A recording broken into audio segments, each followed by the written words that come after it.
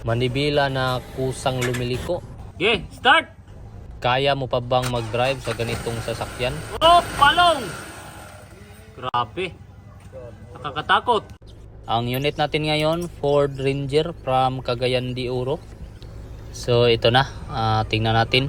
Kaya manibela? Ngayon, try muna nating paandarin. Ayan. So kaka-start pa lang ng engine ay kusa na siyang kumakabig pa kanan. Baka nagtanong kayo paano ito nakapunta dito sa atin. So bali, kinundim pala nila yung electronic power steering para mapakatakbo yung sasakyan. So kahit matigas yung manibela. Ito naman yung mga trouble code na nakikita sa bulang kristal natin. Ayan, so kayo na yung bahalang umintindi dyan. Sobrang dami niyan. Bali, ang ginawa namin dito ay binaba namin yung buong rack-in pinion assembly. So 4-wheel drive pala to. Kaya medyo mahirap talagang tanggalin at ibaba yung rack-in. So yan, nababa na natin. Observe nyo yung pintal, oh. Ibig sabihin ay pinalitan na nila to ng surplus. So may mga gumalaw na nito, pero ganito pa rin yung problema. Try muna nating ikabit at paandarin. Observe muna natin. Oh, palong! Grabe. Nakakatakot.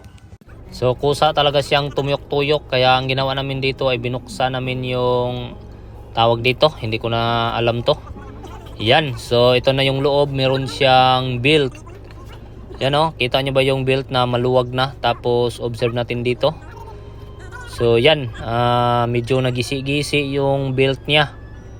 Oh, klarong-klaro naman yan. Tapos yung tensioner naman ay maluwag. Oo, maluwag talaga. So baka sabihin niyo na kami yung nagluwag dyan. Ayan, tingnan natin yung likuran. So kita nyo na nagmarka yung kulay itim. Siyempre, ang gagawin natin dito ay palitan natin to ng bagong belt. Ayan, so may belt tayo dito.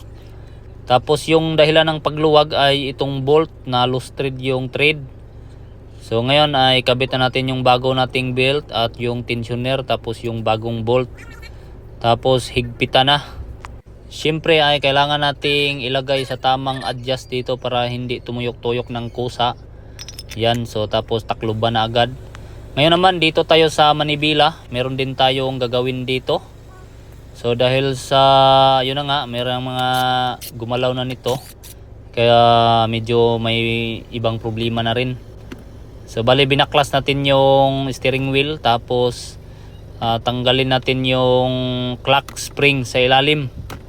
Kasi nawala na yung horn at umilaw na yung sign ng airbag. So siguro ay naputol na to sa kakatanggal kabit ng rack-in. Itong parts na to, yung papalitan natin ng bago. So simple lang, itapad-tapad at itaod-taod lang yung trabaho natin dito. Yan, so tanggalin yung lock para ikabit na yung steering wheel. Siyempre, huwag kalimutang higpitan para hindi madisgrasya yung kahimtang. Bali, basic lang naman yung ginawa natin dito. Wala naman tayong ginawang kakaiba. So ngayon ay meron na siyang horn. Yan, oh. Yun. Pagkatapos ng lahat ay dito na. Ayan, so kinabit na natin ulit yung wirings. Try na natin kung ano na ba yung kahimtang nito. Ayun, oh. So kita natin na hindi na tumuyok-tuyok ng kusa yung vice grip. Ibig sabihin hindi na siya nalilibugan ng kusa. So ngayon ay try nating ikut-ikutin. Ayan. So gumagana na yung power steering niya. Ayan, so medyo natsambahan na naman. Ngayon fast forward tayo, naibalik na natin yung steering assembly natin. Yan, so all goods na. So ngayon ay dito naman tayo, tingnan natin kung kusa pa rin ba siyang tumuyok-tuyok pag pinaandar. Ayun, tudas. Okay, we. Yun, oh. Okay, luwag, pawalag to. Yan, so tinis natin ikot-ikutin, naka-jack pa yung sasakyan, hindi pa lumapag sa simento yung gulong. So ngayon ay baba natin para malaman kung all goods ba talaga to. Yun, so pinaabanti na agad ni Matsuki dito. So yan, oh, kita niyo ba yung tuyok-tuyok na ginawa dito na one hands lang. Ibig sabihin ay back to normal na yung manibela natin.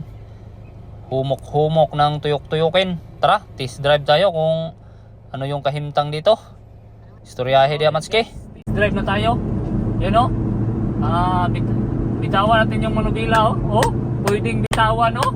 Sos, pwedeng bitawan. Kalibrate, nakalibrate talaga oh. Oh, sos,